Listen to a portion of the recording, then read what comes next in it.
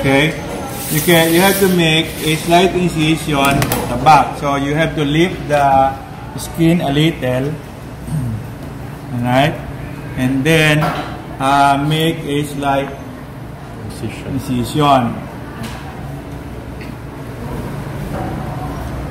See? Okay, so while you are cutting, you lift it a little, so you can see that you have separated the skin from the underlying muscle. You can now make use of the blunt end of the scissors. Okay, so you make a mid-dorsal incision while pulling the skin upwards. Okay, and then you can do the same downwards, or if you want, you always remember that you only pull the scalpel, you don't push the scalpel. Okay, so you cannot do that way. You can use the scissors, but it's very awkward to do scissors backwards, so you might want to use the scalpel. You can insert your fingers in here. Just make sure you don't cut your fingers. Okay, so you go this way. Okay, and then you can make an incision this way into the leg and on the forearm later.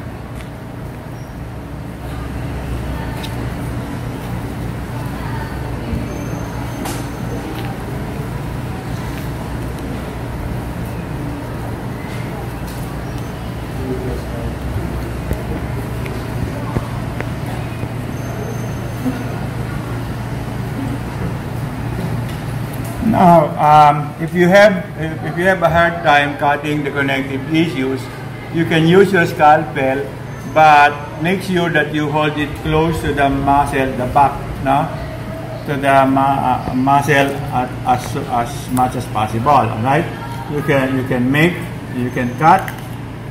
Okay, keep the blade as close to the skin as possible so that you don't damage the muscles, and then eventually.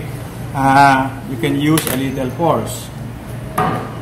Alright, there is no more muscle beyond this. So, here. Okay, so there is no more muscle beyond this part.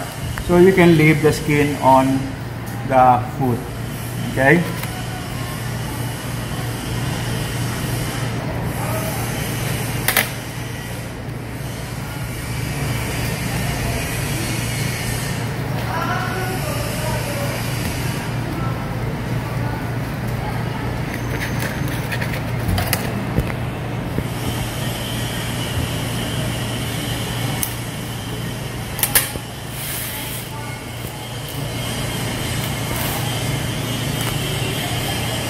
Okay, so you can see that if you use your fingers, this is relatively clean and smooth.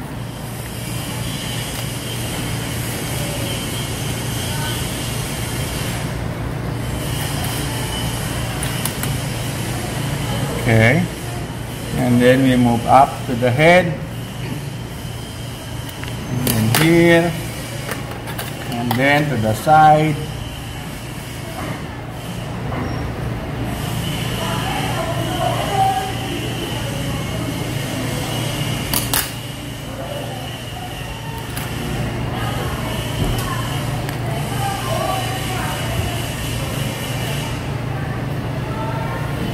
Oops.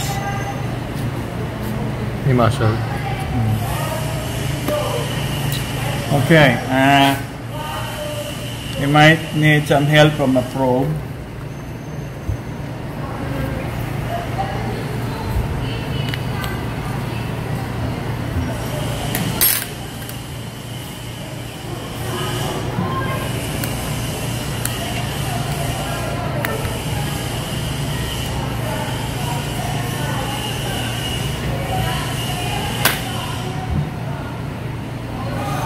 Taba lang naman pala yun.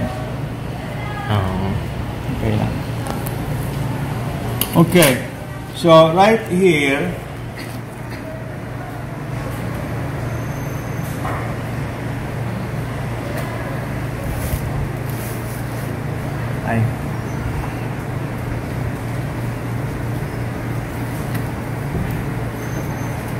Okay, take note of this one.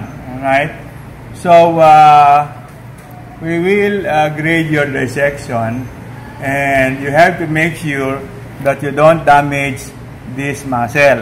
Okay, this is the CP humerales. It is connected to the CP sternum here. Okay, so the muscle goes this way, and chances are when you just pull this off, you will damage this muscle. Okay, it's a very thin muscle, so you make sure that you keep it in the chest and not on the skin. Okay, and then when you go this way into the arm, right, into the arm here,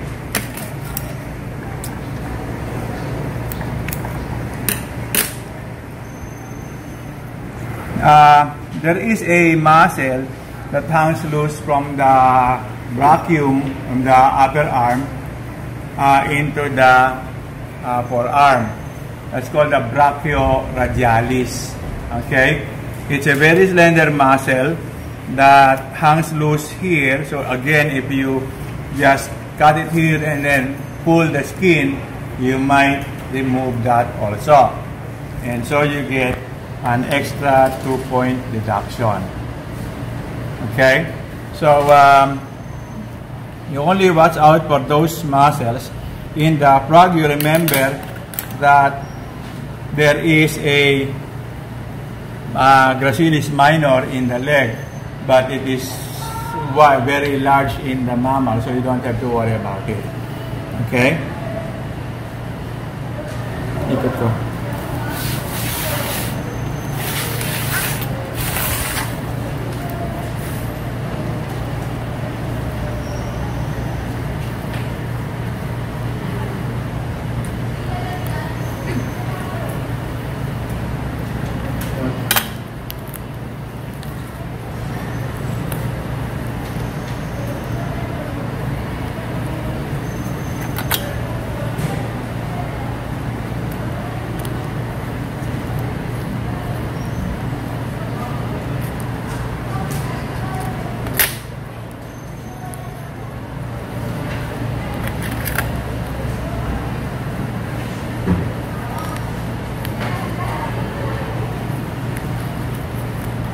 So again, there is no more muscle. Where is my here? Okay, there is no more muscle here, so we may cut the skin from here. Alright. So now we move to the front. You may do the other side if you want to. Okay, but for purposes of demonstration, I'm moving to the front. Okay, so again, here is the muscle that you have to make sure you don't remove. Muscular system, we are only referring to the skeletal muscles. Okay, and so these are skeletal muscles. You have to look at their origin and insertion on bones. Okay, so with reference to the muscles of the neck, these are our reference points. Okay, such that at the base of the neck, forming a V, okay, would be a muscle that goes this way and goes that way. Right. So based on the direction, this is called sternomastoid. You see the pattern, sternomastoid. And then right here at the mid-ventral line, okay, you'll find a pair of muscles that should end somewhere here. Alright? So sternomyoid. Now if we deflect the muscle, alright, so let us say that I cut this and I deflected it sideways.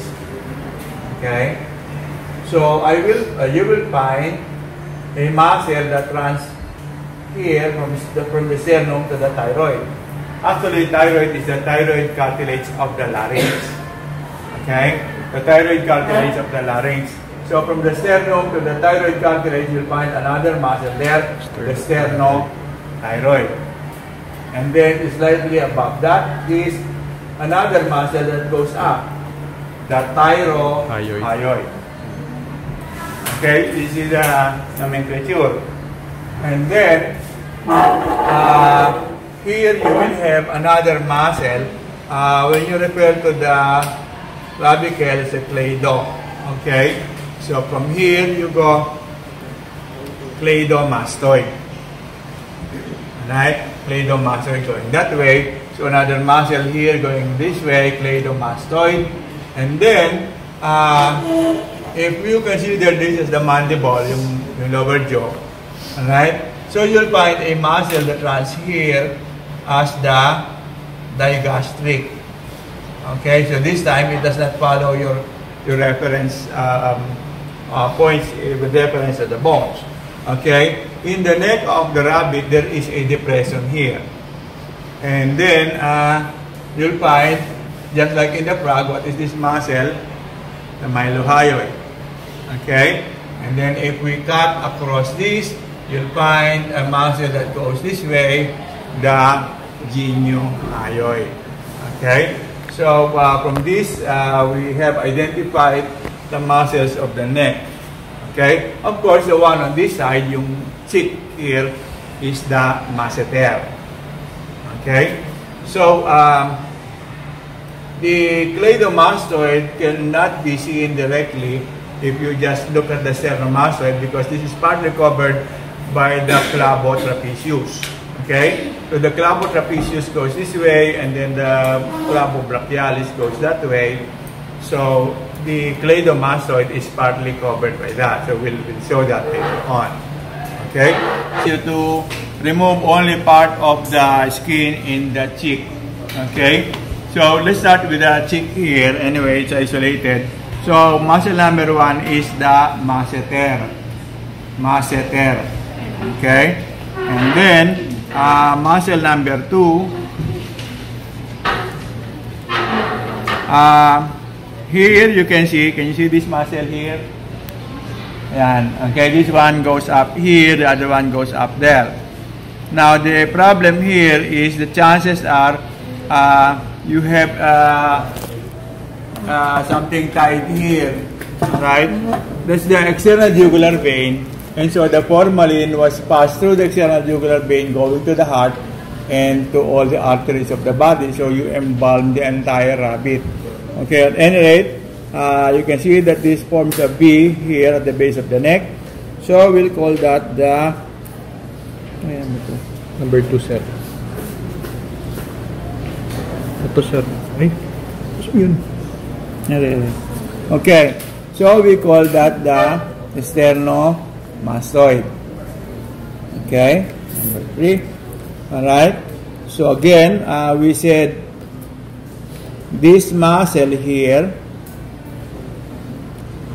okay, this muscle here is the sternohyoid, going to the hyoid there.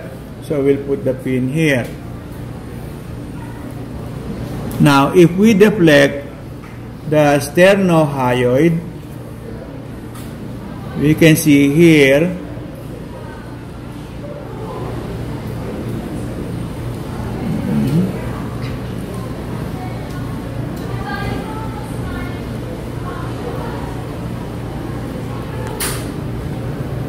okay, this one is the sternothyroid. Okay, so this is partly hidden by the sternohyoid, sternothyroid. And then if we go this way, these are just lymph nodes, so you may remove them. Again, the sternothyroid stops here, and then the thyrohyoid goes straight up here. Okay, that becomes the thyrohyoid. And then we have, this is the cricoid cartilage of the larynx. So there is a muscle here. You see the brown part here? That's the cricothyroid.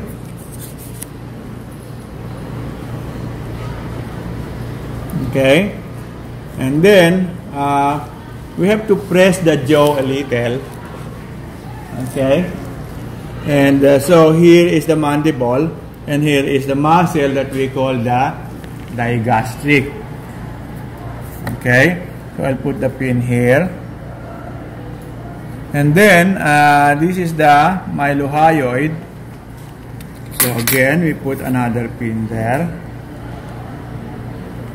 And then we make a slight incision on the mylohyoid.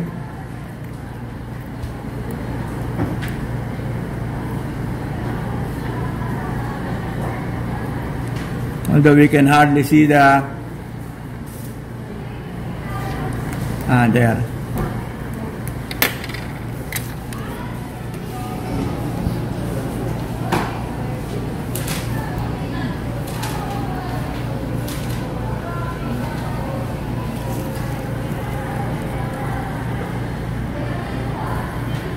Okay, so here the muscle goes up here longitudinally, so we refer to that as the geniohyoid.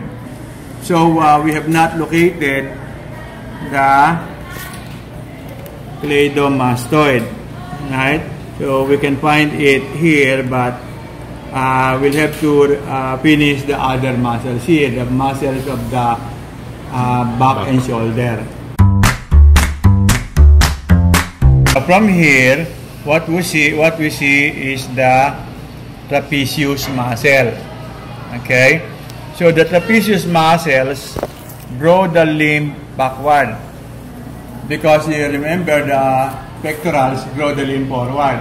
So the trapezius muscles draw the limb backward like this. Okay. So if it contracts, it moves the limb this way. The pectorals go this way. Alright. So we have the clavotrapezius. Okay. This forms the back of the neck, and then this is the acromiotrapezius, right above the scapula. Okay, and then right in this region, okay, in this region, this starts from the last thoracic vertebra, and so we refer to this as the spines of the last thoracic would be the spinotrapezius. Alright, so now we press on the four limbs together, and then alright. So we make an incision at the back. Okay, so we cut some of the trapezius muscles. I'm removing some of the fat at the back, so don't have to worry about it. Okay, so I will have to transfer the pins here, because we will cut on the left side of the rabbit. Okay. So we make an incision at the back here, the back of the clavotrapezius. Can you see? Okay, and mababaw lang. You will notice how I hold the scalpel as if you were using a ball pen, right? So that you can control the pressure you're applying on the scalpel. Do not apply too much pressure, because you should not go very deep. Okay.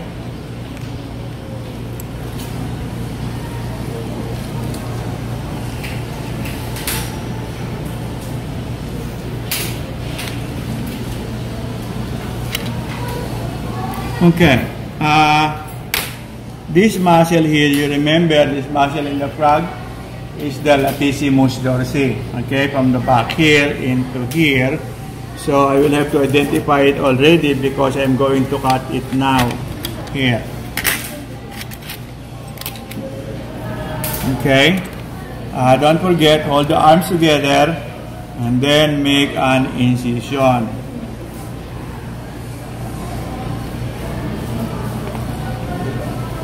Okay? Do not cut too close to the scapula because you will cut the Serratus Ventralis.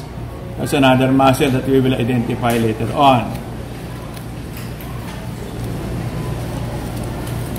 Okay. So we continue. The back of the neck is covered by a layer of muscle called the splenius. Okay? And then this part here is the rhomboideus. Okay? Rhomboideus. And the rhomboideus is continuous up to the neck as the rhomboideus capitis. It goes up here, up to the neck. Okay? Rhomboideus capitis. Now, if we cut through here,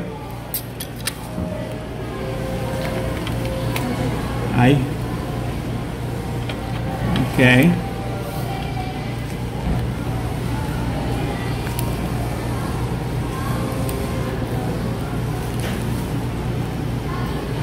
Okay, so we can see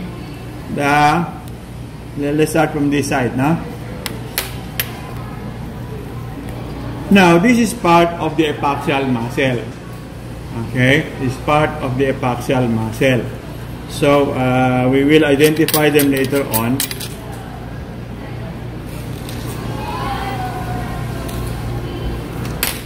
We'll have to continue down here, right? So, at the same time, what we can do is we cut through the neck. Okay? We have to cut through here.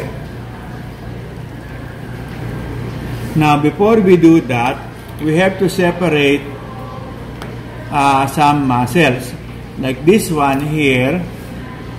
You can see it's very slender. This is the levator scapulae ventralis. Okay? Levator scapulae ventralis. Number 16. Okay? And then, if we deflect some of the muscles here,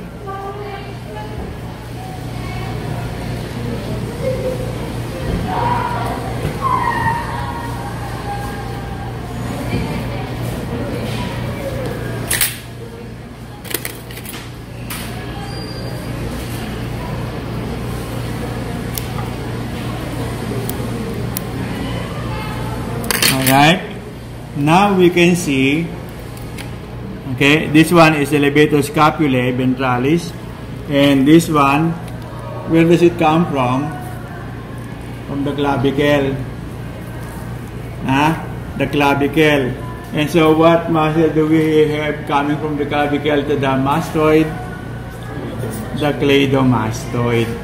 Okay? So the reason why we were not able to show it earlier is because it is covered by the clavotrapezius. Okay? So this is the cladomastoid, number 17. Okay. So if we move this forward, okay, we now go back to the chest. So earlier we told you that you have to make sure you don't damage this part because these are the pectorals now. Okay? This muscle here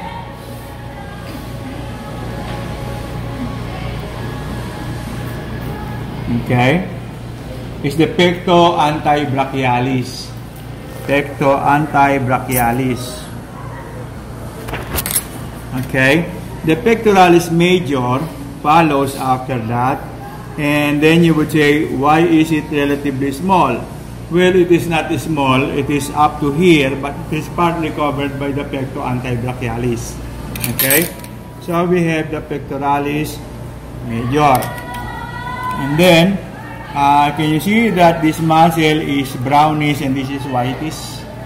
Okay, this is the minor and this is the CP humeralis. How do you know that it is the CP humeralis? This is the CP sternum. Okay, remember? This the CP sternum. So the muscle goes from the CP sternum into the brachium as the humerus as the CP humeralis. Okay, so minor is number 9. Major is 19, minor is 20, and CP humerales is number 21. Okay? So we are now ready to cut the pectoralis on the left side. Okay.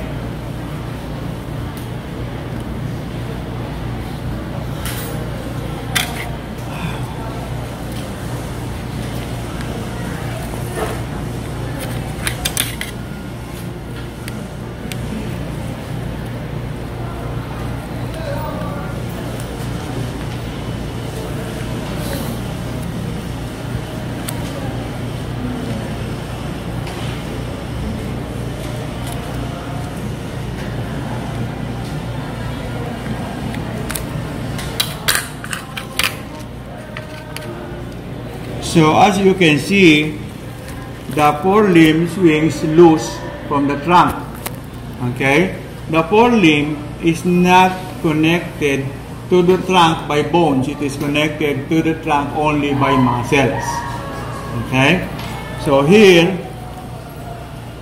we can see the Serratus Ventralis. The fan-shaped muscle here is the Serratus Ventralis. Okay, and let's see if we can still find the scalenes.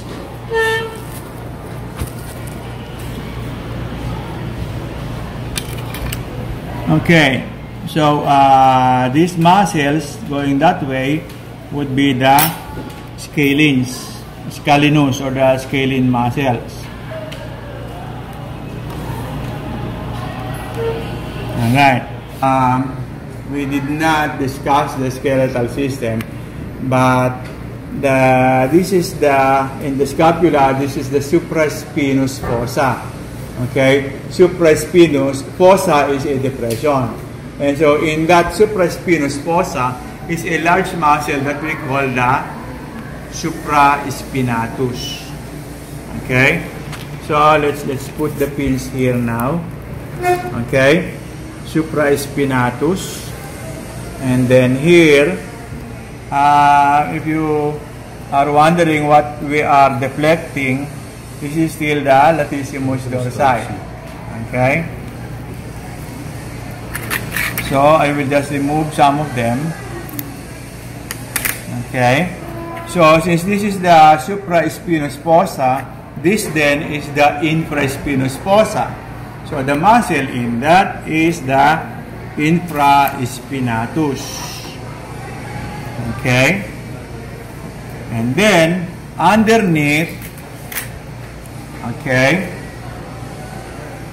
is under the scapula is subscapularis. Okay, subscapularis here.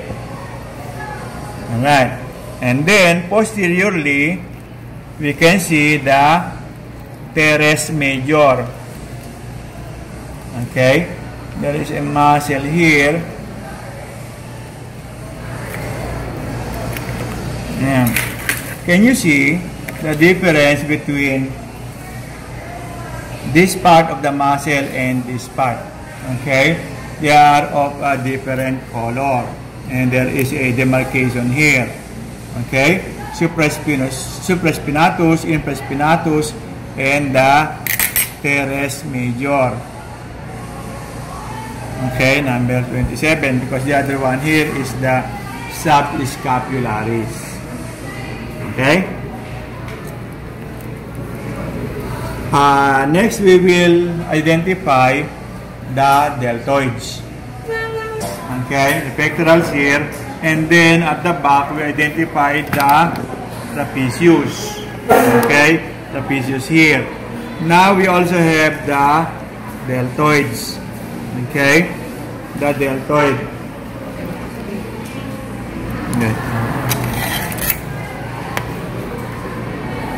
Okay. All right. So you have this part. Okay, this is different from the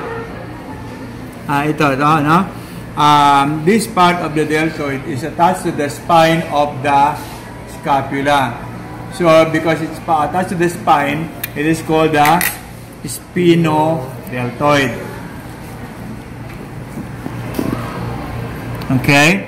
Now, this part of the deltoid is attached to the acromion process of the scapula. The scapula goes like this, and there's an acromion process. And so, from here, this muscle is attached, and so we call it the acromiodeltoid.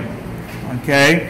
Now, this leads us into the upper arm.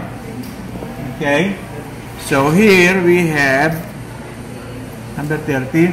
Okay, this whole thing here occupies the posterior portion of the upper arm, is the Triceps Brachii.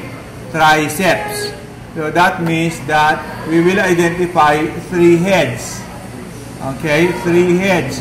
So this is the long head of Triceps Brachii, and then this is the lateral head of triceps, and then if you deflect this, you can see the muscle inside here is the medial head of the Triceps Brachii.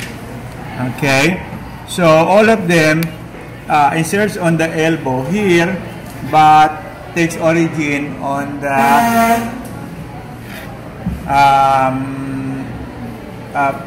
proximal end of the humerus. Okay, the Triceps Brachii again, the long head, the lateral head, and the medial head of the Triceps Brachii. Brachium is the upper arm. Okay, is the upper arm. And so if we look at this muscle, this is the brachialis. Okay, this is in the anterior portion of the upper arm. Alright, so we call this the brachialis. And then, by what name did we call this one? Alright, anteriorly here, anteriorly we call it the clavotrapezius. Okay, so the clavicle is here. So this is now from the clavicle to the brachium. Okay, clavobrachialis. Okay, the clavobrachialis. And then, if we move inside here, you still see, this is the Biceps Brachii. So you have a triceps, you have a biceps. Okay, so this is what you flex now when you biceps. All right, and then here you have a muscle, a thin muscle called the epitrochlearis. Epitrochlearis. Okay, and if we deflect that, we can see the long head of triceps. Okay, ayun yung long head of triceps here. If we pass this pin here, you can see that it comes out here. Okay, that is the long head of triceps. Right? So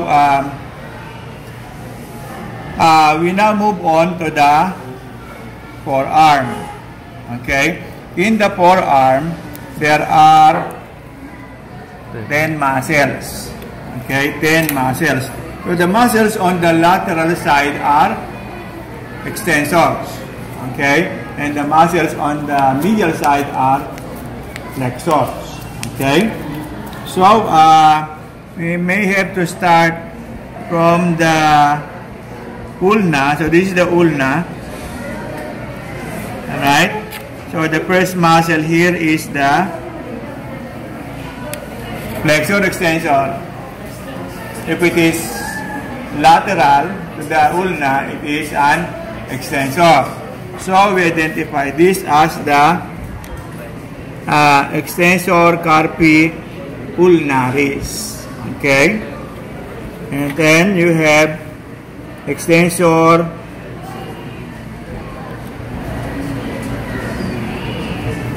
please check which comes first, the extensor digitorum lateralis or communis.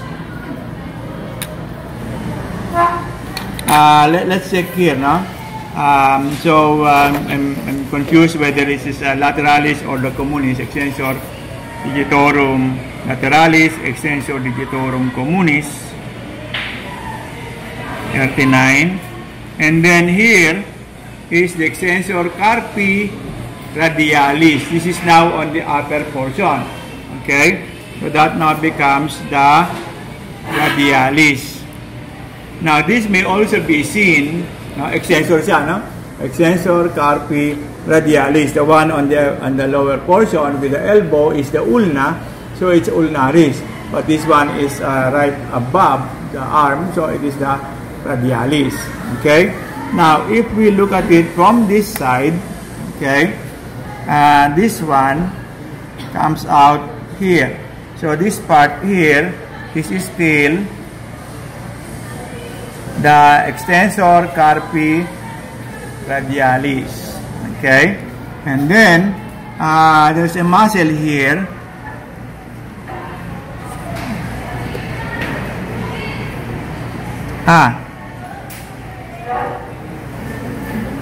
Can you see this slender muscle here? Kita niyo ba to?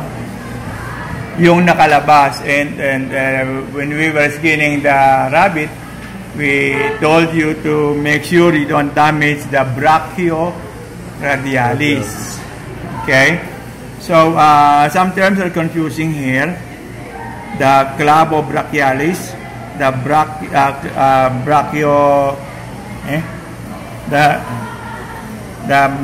Clavo Brachialis. Number, sir. 9. Yun yung higher ng 9, sir. No, the Clavo Trapezius, no? From the neck, you start with the Clavo Trapezius, and then you go down the Clavo Brachialis. But then you have the Biceps Brachii, but on the other side is the Brachialis.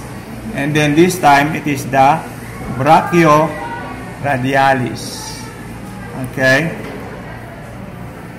Number 41. Okay. And then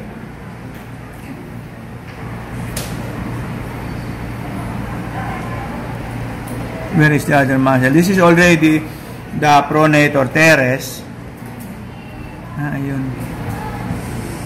Neck.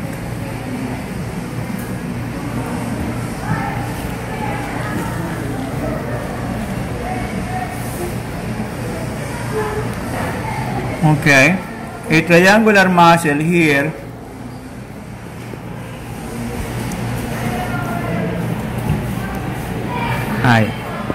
okay, so again this is this is the Brachial Radialis.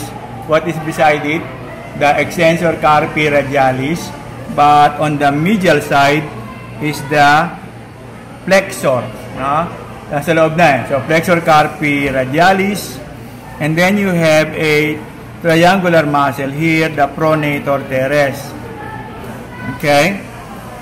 And then a very large muscle here is the palmaris longus. Okay? Palmaris longus, number 44. And then, if we deflect the palmaris longus, we will find the flexor profundus digitorum. The flexor profundus digitorum. And then, that leads us now into the flexor carpi ulnaris. Flexor carpi ulnaris. Okay, stop. Okay, can you see the ribs? Alright. Yung ribs, so between the ribs would be your intercostal muscles. So there is a superficial and a deep intercostal. Okay, there are two layers of the intercostal, and so we'll put number 47 there. Okay, the intercostal. So that should be the muscle between the ribs. Ito yung spay ribs. Okay? And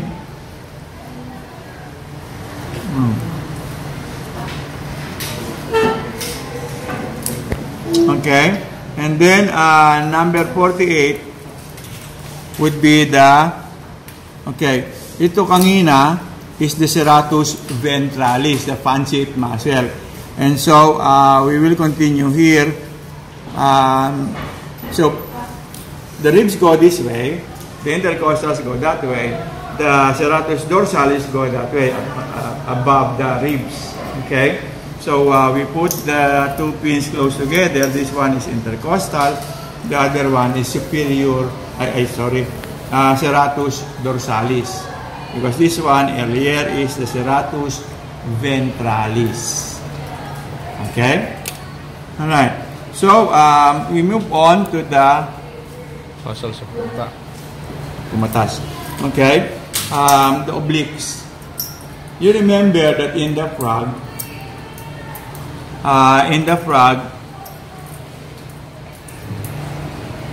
you have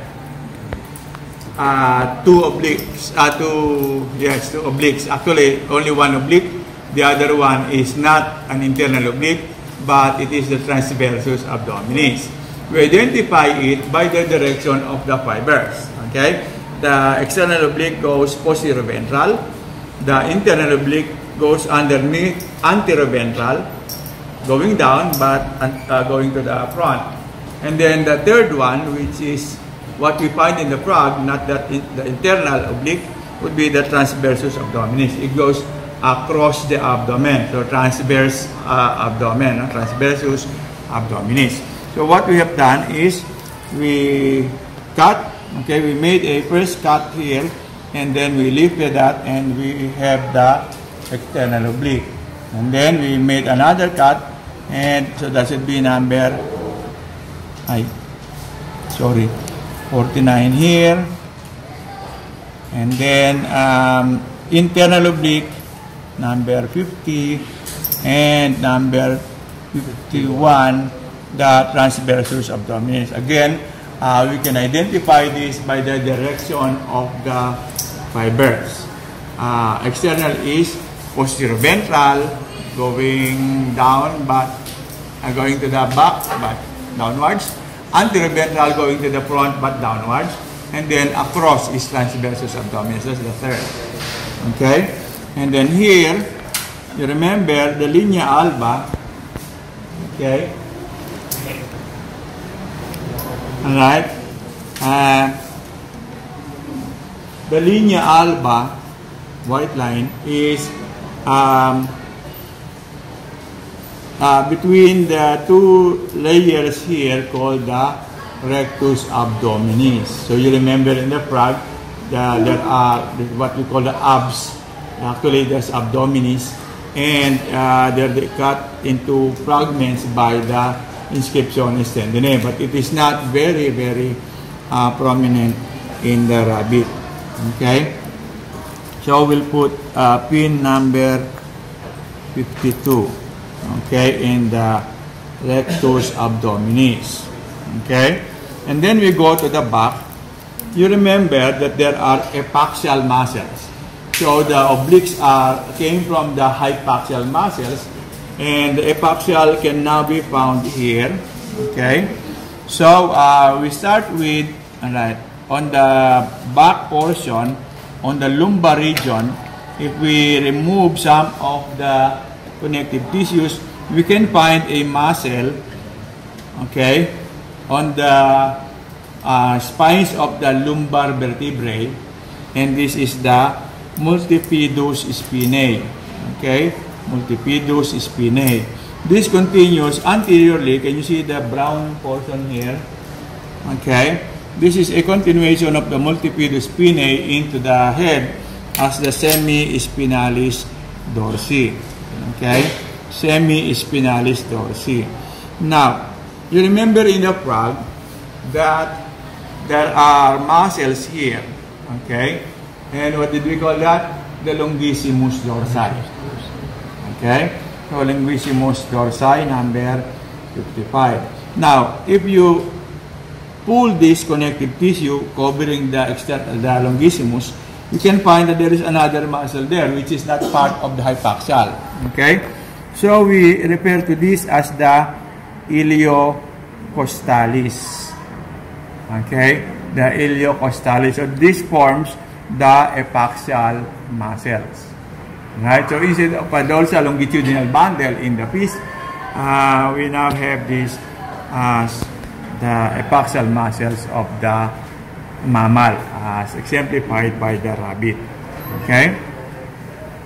So, we move on to the leg. Alright. So, alright. So, you have a small muscle here, the Gracilis minor. Okay. Sorry. The gluteus medius rather. Alright, gluteus medius. And then, this is followed by the gluteus maximus. Okay. Maximus is a large muscle here. And then, let me show this to you. This muscle here is a small muscle. Slender muscle called the caudofemoralis. Caudofemoralis. So we'll put number 59 there. Now this muscle that I'm holding, okay, forming the posterior part of the thigh is the biceps femoris. You will recall that in the frog, this is the iliofibularis. It's a very, very slender muscle between the vastus muscles and the semimembranosus. But in mammals, you can see that it's a large muscle here called the biceps femoris. Okay, number 60, biceps femoris. Okay, now beneath the biceps femoris is a very, very slender muscle called the tenuissimus. Okay, tenuissimus. And then, alright, this one is the Adductor Magnus, but this can be seen from the other side. Okay? And what is this? The anterior portion of the thigh in the frog is occupied by the vastus muscles. Okay? And so you have the vastus lateralis,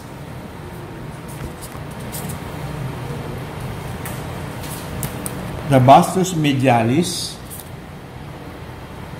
and the vastus intermedius inside. Okay? But what is this round muscle here? This is the rectus femoris. Okay? This is a round muscle, the rectus femoris. Right? You don't have to cut this, but just to show you how it looks like.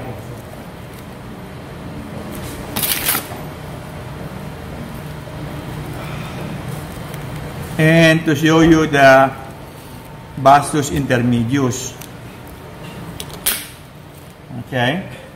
So this is the muscle. It's a round muscle here, round stout muscle, the rectus femoris.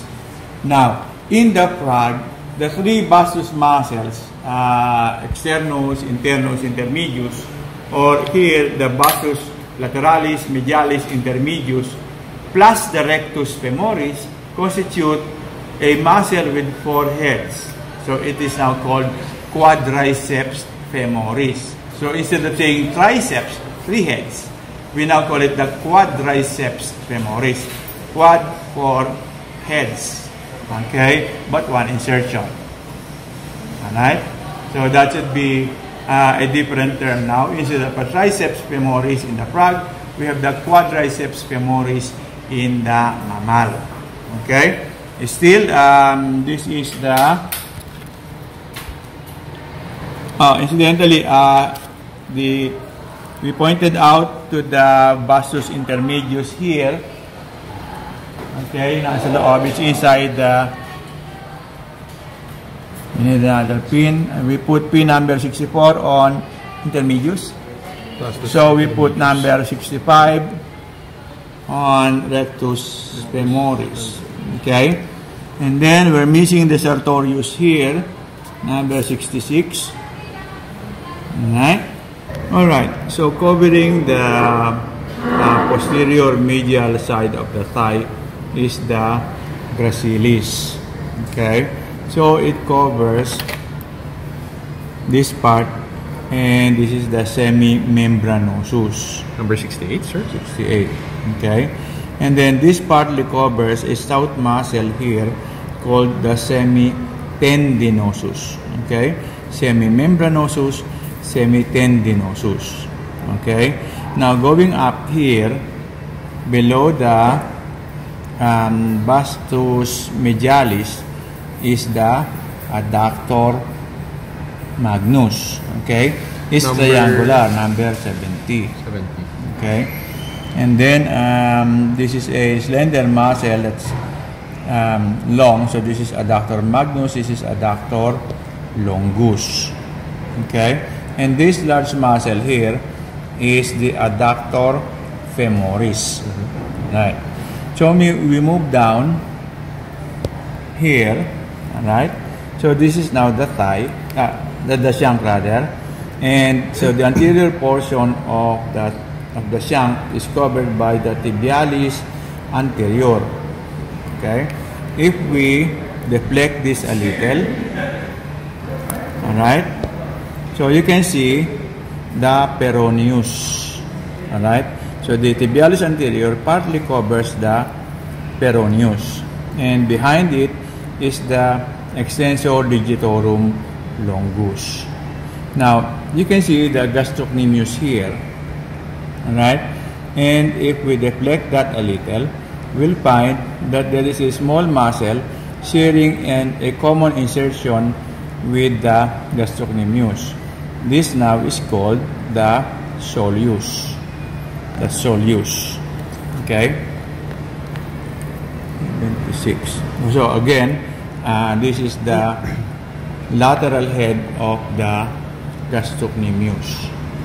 Alright, so if we go to the medial head of the gastrocnemius, we can see that there is another muscle that shares an insertion with it in the tendon of Achilles. This is now called the plantaris. The plantaris. Okay? And then here, alright, this is the tibia. So this is tibialis posterior. Okay, the tibialis posterior. And behind that is the counterpart of the extensor digitorum longus here. So this is now the flexor digitorum longus. Okay. So number 80 we have identified earlier as the Adductor Femoris. Thank you, sir. Thank you. Thank you. Go ahead, sir.